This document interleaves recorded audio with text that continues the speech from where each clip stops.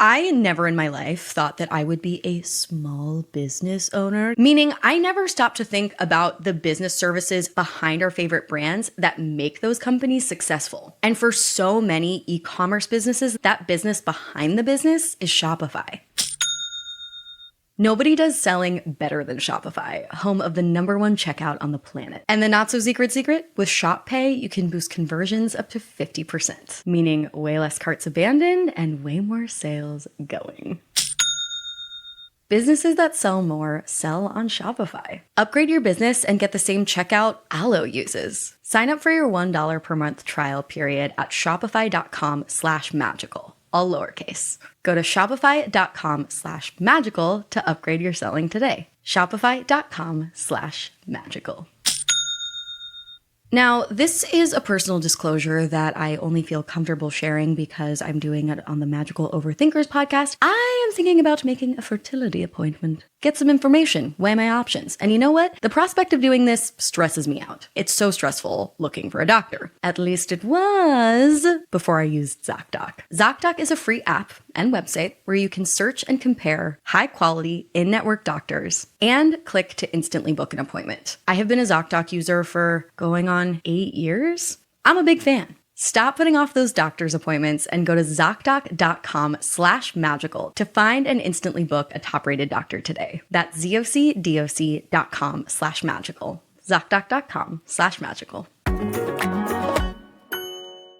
You know what you most certainly shouldn't have to overthink about this summer? Overpriced wireless bills. That is why I suggest that you consider switching to Mint Mobile. For a limited time, Mint Mobile is offering 3 months of unlimited premium wireless service for just $15 a month. All Mint Mobile plans come with high-speed data and unlimited talk and text, all delivered on the nation's largest 5G network. I sincerely could not recommend Mint Mobile more highly. This year, skip breaking a sweat and breaking the bank. Get this new customer offer and your 3-month unlimited wireless plan for just $15 a month at mintmobile.com/magical. That's mintmobile.com/magical. Upfront payment of $45 required, equivalent to $15 a month. Limited time new customer offer for first 3 months only. Speeds may be slow above 35 gigabytes on unlimited plan. Taxes and fees extra. See Mint Mobile for details.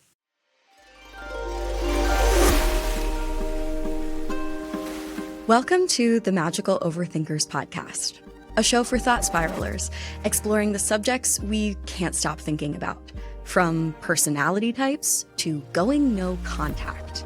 If you ever get the feeling that despite living in the information age, life only seems to be making less sense, or if you identify as a thought spiraler, but also a dreamer, then you're in the right place.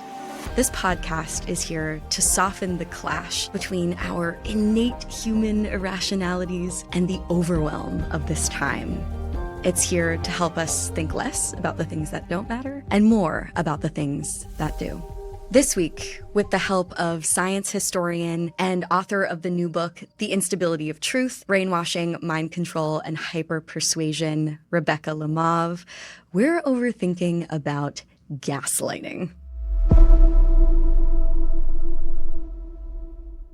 In the age of therapy speak, the term gaslighting has become almost so trendy it imploded on itself. I first learned of this term while researching cults for my second book, Cultish. It was coined in 1938 based on a play called Gaslight, which is about a husband who goes on this intentional campaign to make his wife question her reality.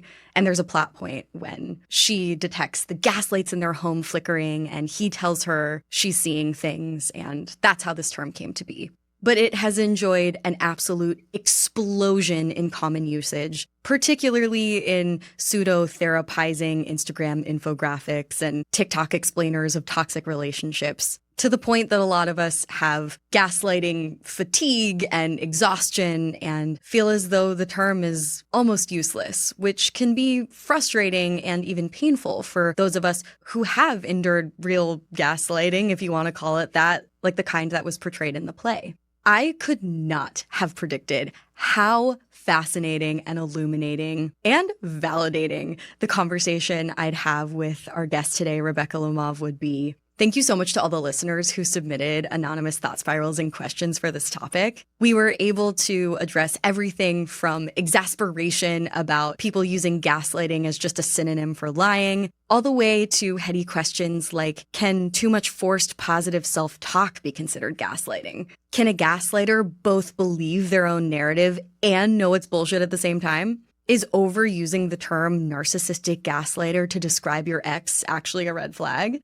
What can gaslighting in the workplace look like? Can you be trained by a gaslighter to gaslight yourself? And should gaslighting by the government be outlawed somehow? This is one of my favorite conversations I've had on the show so far, so I really hope you enjoy it. Without further ado, Overthinking About Gaslighting with author and science historian Rebecca Lemov.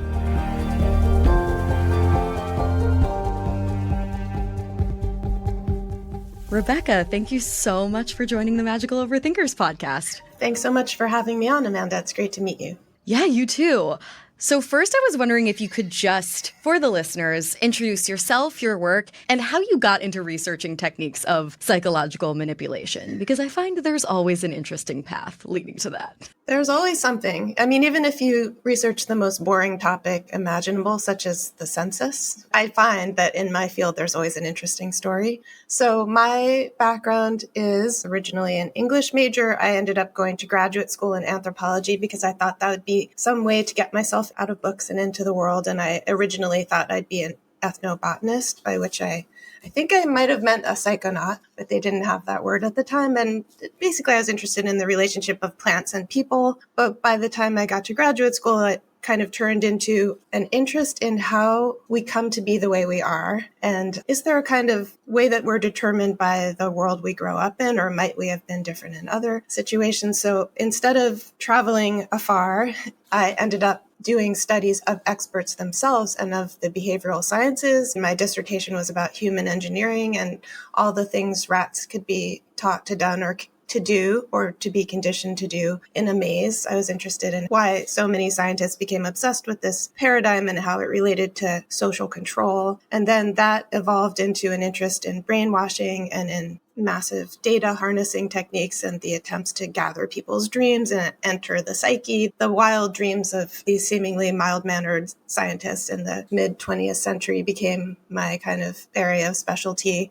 Ended up in a field called History of Science, and my most recent book is called The Instability of Truth, which is a history of brainwashing, mind control, and hyper-persuasion. Okay, so who do you think would be a better hang? A really smart rat or a mild-mannered scientist from the mid-20th century? My heart wants to say the really smart rat. And I don't mean like the one who ran the maze the best, but there's one who really endeared himself to me, and I ended up dedicating my book to him, which was in the mid-1930s, there was this whole scenario to basically over-caffeinate rats. And these were like... Love. I'm an over-caffeinated rat. Did you know that? I relate to that so much. And then you would put these fully grown men would build harnesses out of rubber bands and then force the rats while over caffeinated to try to run, complete an impossible situation, basically run away from a shock that they were forced to experience in these little harnesses. And the harnesses would measure how badly they wanted to get away. And they had all sorts of conclusions about aggression and desire and things like that. And this one particular rat refused. He refused to do it at all. And the scientist wrote in a footnote, the author wrote, "This has ruined my statistical calculations." He was very irritable. Oh my God, even rats have resistance. That's inspirational. That's an allegory of the times. It's a little bit like a children's book, but no, uncelebrated because it was just in a footnote, but I thought, hey, that's kind of my hero.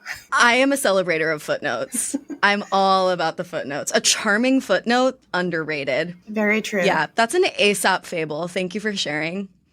Okay, so I feel like this is a wonderful transition into the question that I want to ask you next and that I pose to all of my Magical Overthinkers guests, which is simply, what is an irrational thought spiral that's been living rent-free in your head lately? Well, okay, so I thought about this a bit. And my first thought was, I really do try to stop the spiraling before it gets hold. I do have a couple things I can mention that tend to become areas of focus, I could say. But I've been meditating for so many years, 25 years, 2 hours a day. And one of the great things that's come out of this is I can kind of feel when I'm tipping into perseveration that's not going to do me any good, or when it's just like a delicious form of inquiry or curiosity. But, one can lead into the other. So one of the areas that I think if I were going into a thought spiral, it might be something in academia, because sometimes that's where I spend a lot of time in the university world. And one is the kind of rise of fashionable themes, and then people build whole conferences around them, and suddenly everybody's talking about precarity, and then it goes away. And then the next year, everyone's talking about slow violence, and then it goes away. And it's as if it was like bell bottoms or, some new shade of lipstick. Right. I was going to say, micro trends have just taken over the culture, whether you're talking about precarity conferences or Tomato Girl Summer on TikTok. I know, it's so strange. I never would have thought that when I started out, that these great minds are also susceptible to trendiness, but it seems to be true. Of course. We're social beings. We want other people to think we're cool. Very true. You've gotten to the heart no of the matter. No matter how uncool we are. I mean, also just like a discomfort with wanting to acknowledge that we are social beings. Yeah. Oh my God. Right. Well, that's more of like an academic concern, not wanting to acknowledge that we're social beings. That may be true. Maybe it's true.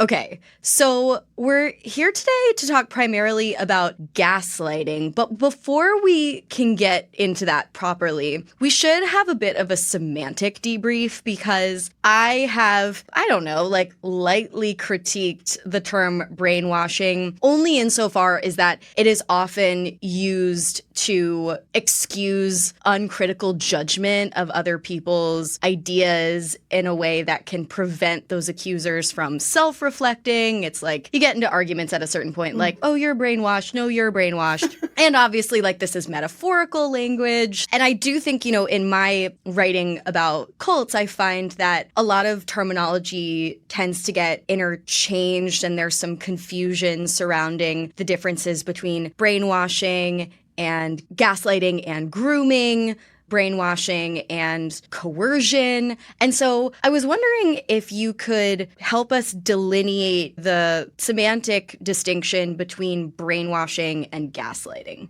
Maybe there's overlap. Yes, this is a great question.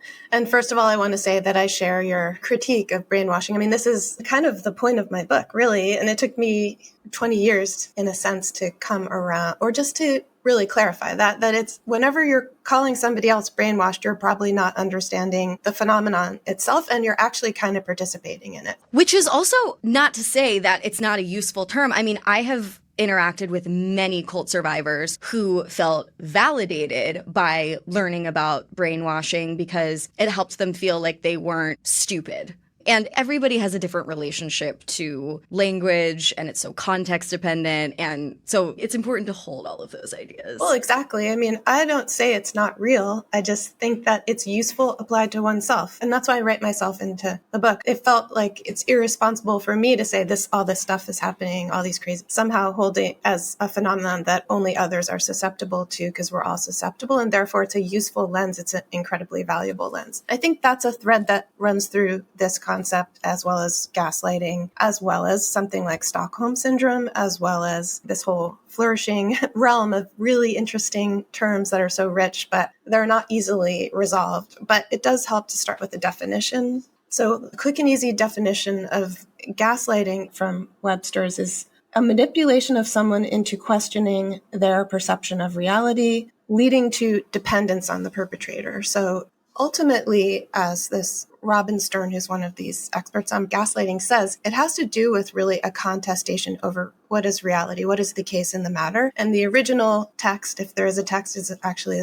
mostly a film. In that film, there's a deceiver. There's a kind of an evildoer, an evil husband who is actually manipulating the circumstances around his wife, Ingrid Bergman. And she is driven slowly crazy by his deliberate provision of evidence that is actually false. So he tells her that she didn't receive a letter that she did receive. He tells her that the gaslights are not flickering when they actually are. And the flickering itself is evidence of his crime. So there's a very clear intention, I would say.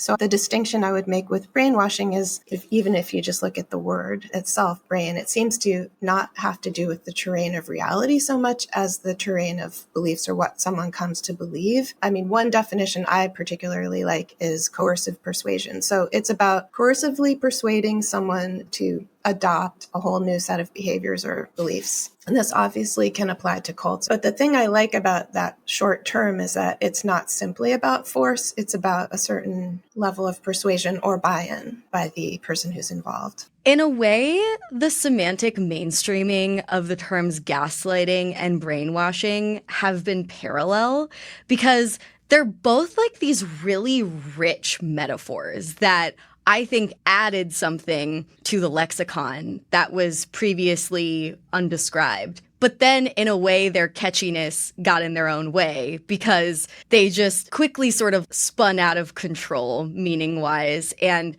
that's inevitable. That happens with language every day. Like, it changes, and there are always growing pains there. But I've found that gaslighting has, in a way, become kind of defanged as a term, and brainwashing has become really fraught and accusatory. But I still use, in certain contexts, and really appreciate both terms. Now, today, gaslighting is really like the idea at hand. And to me, the definition that you read from Webster's feels really clear and maybe not worthy of an entire hour-long conversation. And yet we are having one. And I think that has a lot to do with how the meaning of this term has warped in very recent years. To what do you owe that meaning morph? Exactly.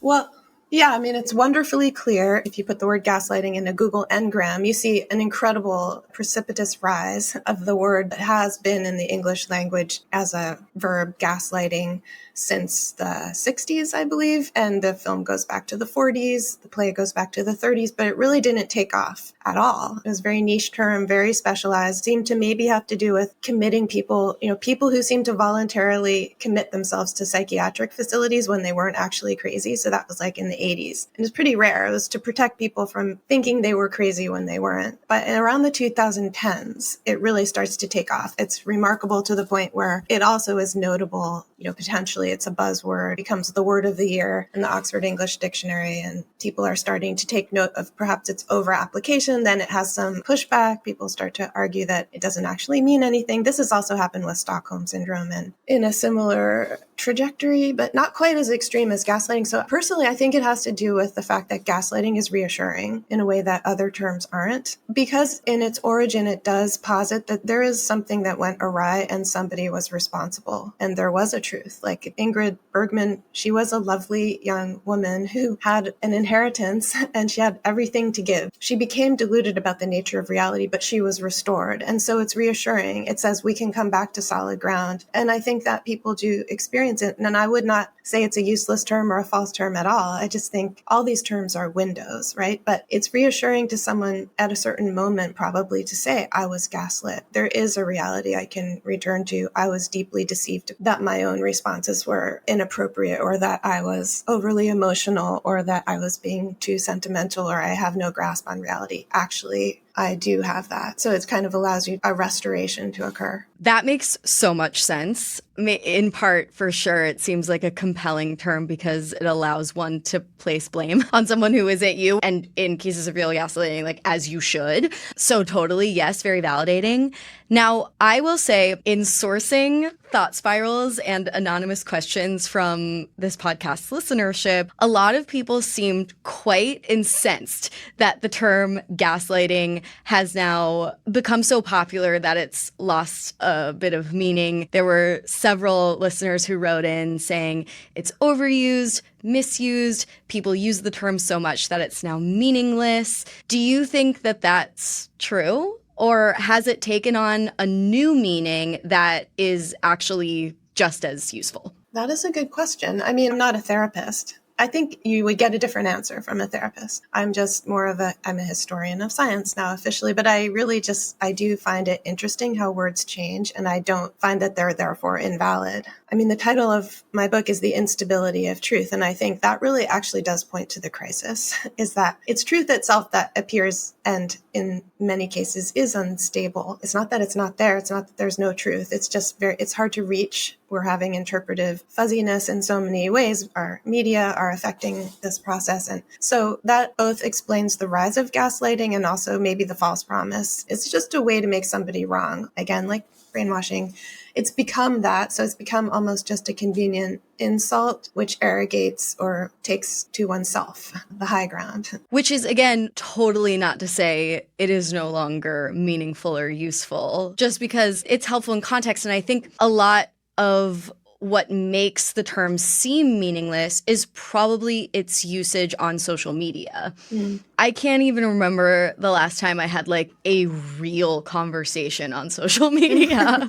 So like, yeah, the term gaslighting could be a meaningless insult in an Instagram comments battle of wits. But yeah, in your therapy session or talking to a close friend, it could actually be still quite useful. It could be a stage too, a stage of one's understanding. But again, if you look at the 2010s and you were to chart the rise of this word, it does parallel the rise of social media and certain platforms that then allowed these new types of conversations to flourish. And even this, I write about the Facebook experiment of 2012 to 14, which is about the operationalizing of emotional contagion, so the spread of emotion in the absence of physical presence across distances and at scale, which was proved by Facebook and kind of carried out.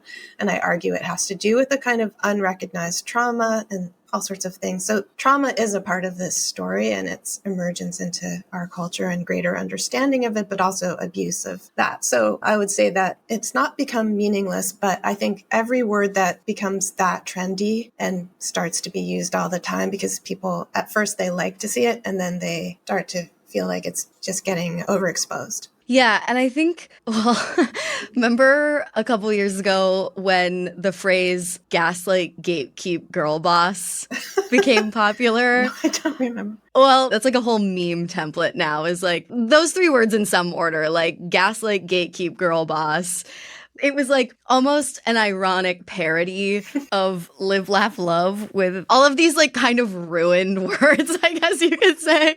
But I think it's ironic, too, because I think those of us who kind of knew the term gaslight before it was trendy felt the desire to gatekeep it in a way that one might classify as girl bossy, because we're like, no. And I have this impulse too, I fear. And the only reason that I'm able to move past it a little bit is because I studied linguistics, where you're supposed to be a descriptivist, not a prescriptivist. And you're supposed to be curious about language, not pedantic about it. But I think like, yeah, those of us who've undergone emotional abuse feel threatened when, say, we see a Bachelor contestant using it just to get out of an argument. We're like, no, no, no.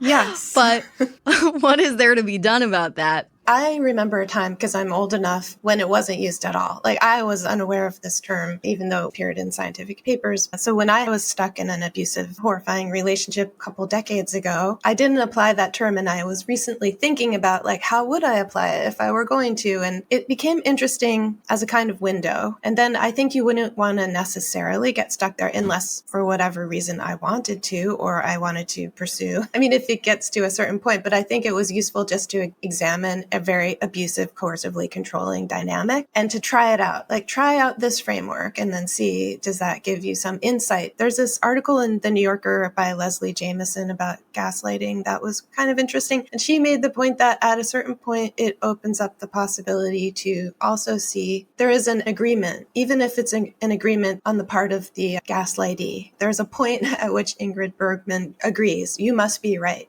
So that's kind of also an opportunity. Your comment about gaslighting being a stage that maybe you have to go through and recognizing something you went through is really clicking for me, because There was a point in my processing of the relationship that I was in that I would count as emotionally abusive several years ago, when learning the term gaslighting felt, like you said, really validating, really productive. I was able to like name what had happened. And now I'm thinking like, you know, when an experience is like really urgently painful in you, and whenever you see like a joke about it, you're like, that is not funny. And then you move through your healing and you're like, actually, okay, it is funny. You like reach a point where you're like, okay, we can make fun of that. Mm-hmm. I feel like with gaslighting, I'm now at the point where like, I kind of only want to make fun of it. So now, if I'm being honest, now when I think about it, in my everyday life, maybe not in my work, but in my everyday life, I kind of only use that word in a joking context because that's the stage I'm in. My spouse and I will be having like the most silly non-spat about nothing. And we'll both be like, you're gaslighting me. But like to be funny. Mm-hmm. Yeah. And that's like, I don't know, maybe evidence of healing. Maybe one cycles through it. And then, I mean, there are several stories of researchers. I've come across two now of researchers who have studied manipulative, abusive dynamics in relationships. They've gotten PhDs, they write books, they have clients, patients. And then one day they wake up and they're like, no, it's happened to me, or it's happening to me right now. And they're, you know, in their 40s and they're married. And suddenly, like, that's a kind of origin story of one of the current day gaslighting experts. So it can actually cycle from an intellectual object of curiosity or something like a joke because we don't really want to take it seriously or we're distancing ourselves from it. And then it can maybe come back and be a useful frame. But I think one thing is when you find yourself grasping at it, like, well, this thing I know is true, this one thing. I don't want to make any absolute statements, but I find these things are really rich, both historically and in the present. Yes. Maybe each of our individual relationships to a fraught and ever-evolving term like gaslighting are like constantly fluid. That is not the type of statement that would go viral on an Instagram infographic, let me tell you right now. I never in my life thought that I would be a small business owner. Yes, podcasting is a business randomly for me now, meaning I never stopped to think about the business services behind our favorite brands that make those companies successful. And for so many e-commerce businesses that are doing really, really well, that business behind the business is Shopify. Nobody does selling better than Shopify, home of the #1 checkout on the planet. So many top performing brands use this service, from Alo to Allbirds to Skims to smaller mom and pop shops too. And the not so secret, with Shop Pay, you can boost conversions up to 50%, meaning way less carts abandoned and way more sales going. So if you're growing your e-commerce business, you gotta meet your customers wherever they're strolling or scrolling, on the web, in your store, and everywhere in between. Businesses that sell more sell on Shopify. Upgrade your business and get the same checkout Alo uses. Sign up for your $1 per month trial period at shopify.com/magical, all lowercase. Go to shopify.com/magical to upgrade your selling today. Shopify.com/magical. Now, this is a personal disclosure that I only feel comfortable sharing because I'm doing it on the Magical Overthinkers podcast. I am thinking about making a fertility appointment. Get some information, weigh my options. And you know what? The prospect of doing this stresses me out. The last thing I want to do is poke around the internet hunting for a fertility specialist who takes my insurance and is located nearby and is actually a decent human being. It's so stressful looking for a doctor. At least it was before I used ZocDoc. ZocDoc is a free app and website where you can search and compare high-quality in-network doctors and click to instantly book an appointment. With ZocDoc, you can book in-network appointments with over 100,000 medical providers across every specialty, from mental health to dental health, primary care to urgent care, and more. I have been a ZocDoc user for going on 8 years. It is genuinely the only way I book doctor's appointments, regardless of them sponsoring this podcast. I'm a big fan. Stop putting off those doctor's appointments and go to ZocDoc.com/magical to find and instantly book a top-rated doctor today. That's ZocDoc.com/magical. ZocDoc.com/magical. Let's get into some of these listener-submitted anonymous thought spirals. And the first one goes, what's the difference between gaslighting and just having different recollections of an event? Gaslighting, if you're using it in a therapeutic context, it's to pathologize it and to, in a sense, to empower the person who's using the term to understand, like, it wasn't just a difference of opinion. There was a systematic power differential that was affecting the way I was grasping reality, and that is significant. That's important to understand. So it actually does hold up almost in situations of power difference and sociological historical abuse. Yeah, I think like memory is so fallible. People have different recollections of events without there being power abuse or manipulation all the time. And gaslighting's like not honest. It's very true. The next one goes, gaslighting is not a direct replacement for lying. One manipulative statement isn't gaslighting. People are too quick to call it gaslighting when it's just a normal disagreement. I agree with that. It could be weaponized, essentially, to use another trendy term, but I think one should be careful, and that also someone vehemently making a point that you disagree with to impute gaslighting to it has an element of paranoia too. So that's like a thread that runs through all of these terms. But again, sometimes paranoiacs do have enemies. Even paranoiacs have enemies. So it makes it complicated. it makes it complicated. Yeah, maybe the best way to use the term gaslighting is either like with a surgeon's specificity or like with a clown's absurdity. Yeah. It's a tricky thing because I think even it's losing its power right now. So probably some new term will arise soon. And maybe it's still useful, though, in some cases. No, I think it is. Yeah. I just think those cases are probably almost never on social media. That's really true. Probably just don't use it on social media. Yeah, maybe that's just like a really good distillation of what we're trying to say. Okay. Someone asks, can you unintentionally gaslight someone? Is it always intentional and malicious? I think it need not be intentional, although in the original case it was. And that's partly what's reassuring about gaslighting, and the power of the term is, oh, something was done to me intentionally. But I actually think many classic cases in the literature of gaslighters or parties who enact gaslighting, they're not doing it intentionally. They're thoroughly convinced that their partner is deranged, doesn't like this. There's an anecdote in one piece about a young woman whose boyfriend told her, and she was sexually inexperienced, and he said, this is just how people have sex. And he was sort of extremely controlling and rough and ultimately horrifying. And later she met someone who knew him in high school and said, oh, he was known to be like a psycho. He was so weird about it. But she didn't have anything to reality test it against. So you could say he probably wasn't intentionally gaslighting her, but he was exerting his controlling framework. Okay, so maybe I said before, like, gaslighting isn't honest, but your book title really is good, The Instability of Truth. But, like, maybe there has to be a certain amount of consensus over an event for it to be considered real. And with gaslighting, maybe there's some kind of rubric where, like, not enough boxes were checked. Interesting. It's an argument ultimately over whether consensus can be reached on the reality or evidence. Also, we're kind of in an age of obsession over evidence, and also the seeming proliferation of determining evidence that actually is more in the realm of emotionally charged opinions. So that are just flying around. So it's no wonder gaslighting is seeming to be everywhere, because that's the world we live in. I mean, maybe it's just happenstance, but I was just in Amsterdam for 2 weeks, and it was such a relief to not be in the United States, because I really didn't feel that. Maybe I was also just not doing the things I usually do, but it felt just like a different atmosphere. It just felt a lot calmer. I think we underestimate the fraughtness of our environment right now at the charge. Oh, completely. That's hilarious. You come back from a vacation and it was like, oh, how did it feel? And you were like, I love not being gaslit for a week. Yes.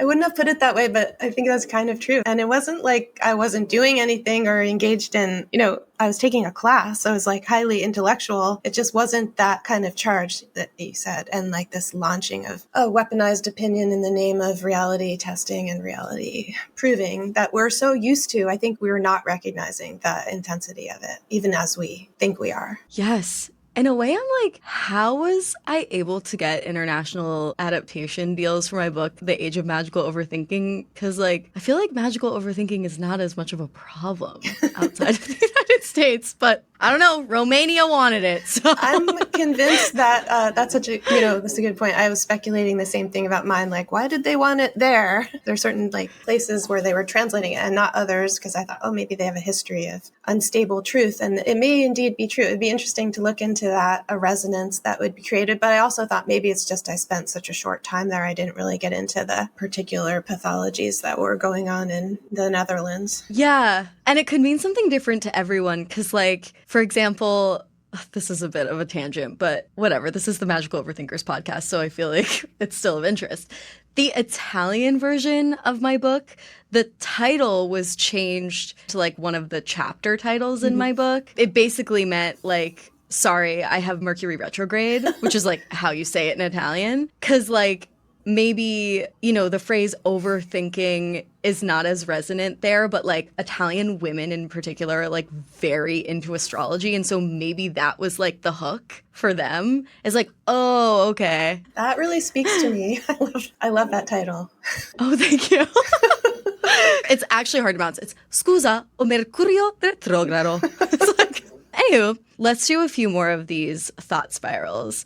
Someone says, my imposter syndrome has me internally gaslighting myself constantly. It's exhausting. Okay, that is entirely possible. And I've seen this gaslighting applied to one's internal dynamics. And also, imposter syndrome is another one of those terms that's really had a wild roller coaster ride up.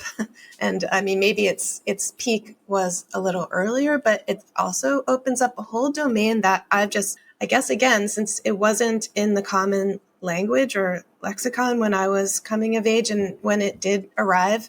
In fact, a friend of mine in college, she took a specialized class in the business school and they taught this. It was about, sociology or some sociological and business dealings. And it had something to do with imposter syndrome. And she brought us back this word. And I was like, there's a word for that.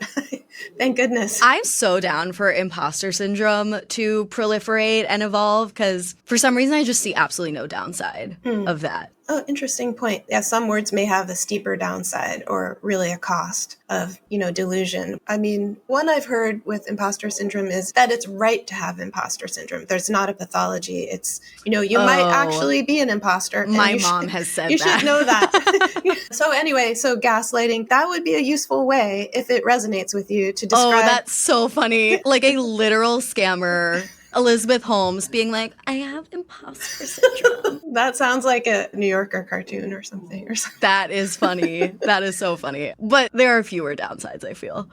I would be upset if like a rich white man started throwing around imposter syndrome. That seems wrong. We have a whole episode about that. By the way, if folks are listening, our imposter syndrome episode is an absolute delight. I felt therapized by it. Okay, let's do a couple more. Someone asks, can the gaslighter believe their narrative and deep down know it's bullshit at the same time? I think so, yes. I mean, one thing I've noticed, just to go back with the example of Patty Hearst, who you could say, if you wanted to apply gaslighting to the case of Patty Hearst, I'll just say very quickly, she was kidnapped and she ultimately joined this group that kidnapped her, the Symbionese Liberation Army. And she basically said, I was raped, held in a closet for 59 days. And I decided at some point I wanted to survive. So it's not that I had to pretend. I had to make myself believe I had to be a soldier in their army for some time. It didn't mean forever. But the people who did that to her, so the gaslighters, if you want to use that framework, they kept saying, we're not doing that to you, are you? You're sincere, aren't you? So they were both intentionally changing her, gaslighting her sense of reality, telling her what to believe, but they were also very concerned that it be sincere and that they not be doing it. So I think both can happen. Oh my God, that's fascinating. Damn. Someone asks, is forcing positive self-talk gaslighting? It raises a question, can there be positive self-gaslighting? And I want to say yes. Can you be trained by a gaslighter to gaslight yourself? Yeah, I mean, I think that's part of the phenomenon is ultimately you're doing it to yourself because you've internalized the voice. So yes. Yeah. Shouldn't there be laws against politicians gaslighting their constituents? Very difficult to enforce. And it raises a number of quagmires. So no. Yeah. Referring to all their exes as narcissistic gaslighters is a major red flag in people for me. Some of these terms, they come back on the user at a certain point. And I think that's also true of brainwashing, maybe Stockholm syndrome. And it's true of gaslighting too, that if overused, used recklessly, and used in an accusatory, thoughtless manner, not in your journal that nobody else will see, but kind of lobbed at someone, or used as a self-advertisement, or just to dismiss an entire range of experiences, then it might be indeed a red flag. I'm just like, maybe sometimes it's a little bit like who smelt it dealt it vibes. Yes. And then the last one I'll relay is I think a lot about gaslighting in the workplace because people don't want to be held accountable. So I've heard of a case in which, in a law firm, she asked her boss to refrain from jokes with sexual innuendo. And he said, well, I saw you laughing. And therefore, this is the reality. You're crazy. You're crazy to have taken offense. Basically, some people kind of would say the dynamic is like, you're too sensitive. You're out of step with the office culture. So kind of in a sociological sense, you could be gaslit. And I guess workplace gaslighting actually has some purchase. But the interesting part about that one was when she tried to bring it forward as a formal complaint, he wrote a 500-page brief saying why she was mistaken about the workplace culture, that it wasn't oppressive or sexually, offensive. Ooh, it's like, I don't know if someone's using their work hours. That really seems the best. Like you put a lot into that. You know what you most certainly shouldn't have to overthink about this summer? Overpriced wireless bills. That is why I suggest that you consider switching to Mint Mobile, where you get the same coverage and speed that you're used to, just for way less money. For a limited time, Mint Mobile is offering 3 months of unlimited premium wireless service for just $15 a month. So you can say bye-bye to your overpriced wireless plan's jaw-dropping monthly overages and unexpected fees. All Mint Mobile plans come with high-speed data and unlimited talk and text, all delivered on the nation's largest 5G network. Ditch overpriced wireless and get 3 months of unlimited service for just $15 a month from Mint Mobile. If you detest your wireless provider as much as I used to, then I sincerely could not recommend Mint Mobile more highly. This year, skip breaking a sweat and breaking the bank. Get this new customer offer and your 3-month unlimited wireless plan for just $15 a month at mintmobile.com/magical. That's mintmobile.com/magical. Upfront payment of $45 required, equivalent to $15 a month. Limited time new customer offer for first 3 months only. Speeds may be slow above 35 gigabytes on unlimited plan. Taxes and fees extra. See Mint Mobile for details. Okay, I have 2 more things I want to discuss with you, Rebecca. The first is this question. What do you think is the number one thing people are overthinking with respect to gaslighting? And what is the number one thing you think people are underthinking? So overthinking with gaslighting, maybe one thing would be maybe at this moment. So when it's starting to be almost a joke, maybe people are sort of tending to immediately dismiss it as an unserious thing. Because I think sometimes when something becomes really trendy, there's a tendency to just be dismissive of it entirely. Like it sort of makes you roll your eyes, like I would too when I see a headline. And so maybe the flip side of that is I am in love with terms that go desperately out of fashion, and books and things like that. That's how I got into this whole area to begin with, because every high has a low in the cycle of ideas and attractive concepts. So maybe one thing is to watch for that. And, when a term really does go out of fashion, as it inevitably will, then you can start to find value in it again. Or it's also valuable to see how they cycle. I'm trying to bring back the 70s slang term out of sight. That's out of sight. How's it going? Not well. I mean, some term, that's going to be a hard one. That'll be hard to do. I think the collective has decided to retire that one for reasons that are probably valid. So the next thing I want to talk about is a segment of this podcast that I normally do alone, but because you dropped that you're a master meditator, I want to sort of mine that expertise, because every episode of Magical Overthinkers ends in a nugget of evidence-based wisdom for how we overthinkers can get out of our own heads this week. So I was wondering if you could offer a tip that's maybe a little easier than 2 hours of daily meditation for how the overthinkers tuning into this week's episode might be able to interrupt a cycle of perseverating. Yeah, I mean, One thing that occurred to me today is that there's a root, just like in gaslighting or other phenomena, there's often a kernel of truth. And in cults, that's how people get drawn in, among other things. Likewise, in overthinking, anyone who's ever gone or tried to meditate, even maybe a little, but certainly this happened to me when I went on a 10-day retreat, is I realized my mind is insane. Like, it's mad in there. And it's quite surprising because you're sitting suddenly for 12 hours a day and you're supposed to be just coming back to your breath, but really just every single thing in the world starts to bombard you like it's some kind of video game. And so perseverating, it's caused me to be really tuned into how it actually hurts to perseverate. When I get locked into something, I'm tracking it down, I'm overthinking it, I'm kind of stuck on it. But the kernel of truth in that is that curiosity is this wonderful, great gift, So if you can tune into that feeling of suffering and then dial it back, like find what is the kernel? What is the kernel in there that genuinely delighted me? What's the part that feels good about it? And try to give it some space. Because I think really what they say in meditation is we don't need 90% of our thoughts. Some very experienced monks will say, like, you really just need to think 10% of the thoughts you actually think. And it doesn't make you less smart. It actually makes you smarter, just putting some space around it. Ooh, I love that. Thinking less makes you smarter. I have found this to be true. And somehow I got tenure. Amazing. Okay, finding the kernel of goodness in a painful bout of perseveration is a really good tip. It reminds me of in the past when I've gotten like really hateful emails about something in my work. Oftentimes I just like delete them. Yeah. But sometimes I don't have the strength and like my inner masochist wants to like read every word over and over. And in those moments, it actually has felt good to like pick out the one part of their hateful diatribe that might actually help me make my work better in the future. And when I'm able to empower myself that way, then the sting of the rest kind of doesn't go away forever, but it's dampened. I'll say that. Yeah. Yeah, because a lot of the painfulness is your own anticipation of it, your feelings around it. And when you're actually looking at the thing itself, it's not as bad. So then the way that in itself, giving it some space, they say in Pema Chodron, this Buddhist monk says something like, when you meet the devil or whatever, you meet these torturing thoughts, don't scream and run away. It's that when you're meditating or whenever, you invite them in for tea.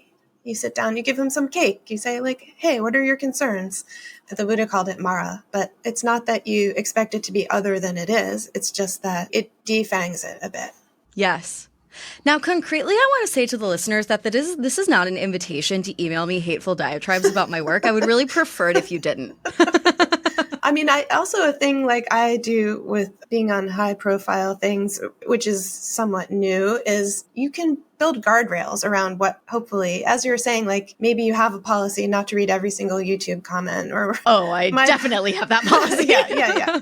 I had to enact that immediately. And also if there's a Reddit thread about you, maybe even if it somehow like flies past your awareness, no. No, that's a no. There are choice websites that indeed, this is a vulnerable disclosure.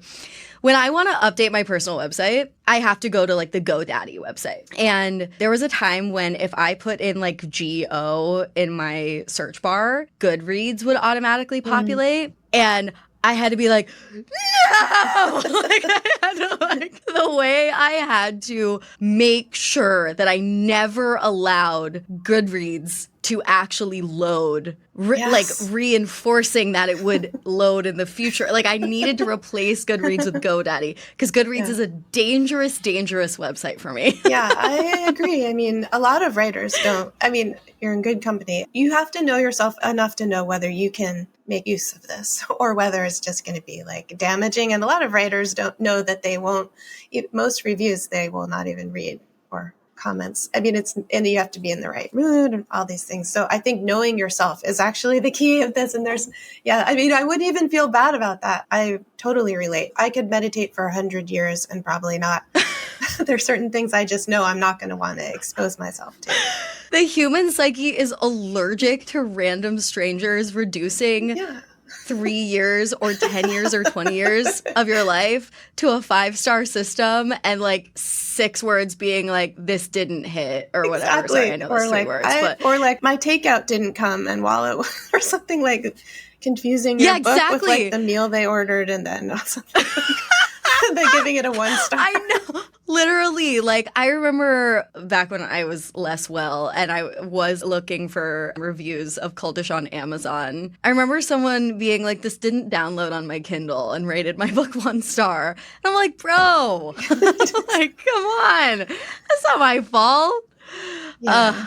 All right, Rebecca, thank you so much for this scrumdiddlyumptious conversation. If people want to keep up with you and your work, where can they do that? I have a new website under my name, Rebecca Lemov, and lots of podcasts I've been doing and the book, The Instability of Truth. I'm going to start a Substack. That hasn't happened yet, so we'll see. Amazing. Thank you so much. Thanks so much. And thank you, listeners, so much for tuning in to another episode. Now remember, until the next thought spiral, think it over. Just don't overthink it.